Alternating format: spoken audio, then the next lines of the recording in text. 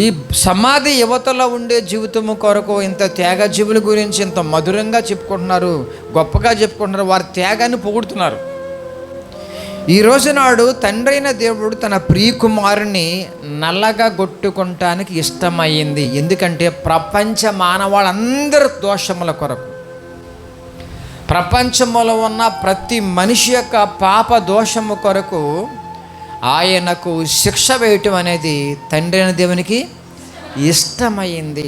అందుకే చాలామంది చూడండి, మిలిటరీలో చనిపోతే కొంతమంది తల్లులు ఏం చేస్తారంటే, నా కుమారుడు దేశం కొరకు వీరమరణం పొందాడనేసి వాళ్ళు ఫోటో పెట్టి గర్వపడతా ఉంటారు, కొంచెం దుఃఖం ఉన్నా సరే.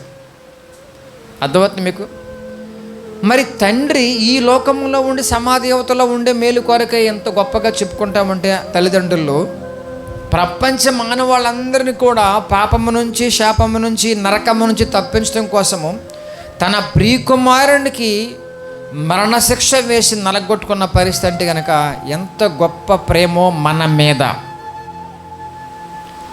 తండ్రికి మన మీద ఎంత గొప్ప ప్రేమో ఇక్కడ నిజముగా మీరు ఆలోచిస్తే కనుక, ఇక్కడ కూడా మారు మనసు పొందకపోతే ఇంక ఎప్పటికీ మారరు వాళ్ళు.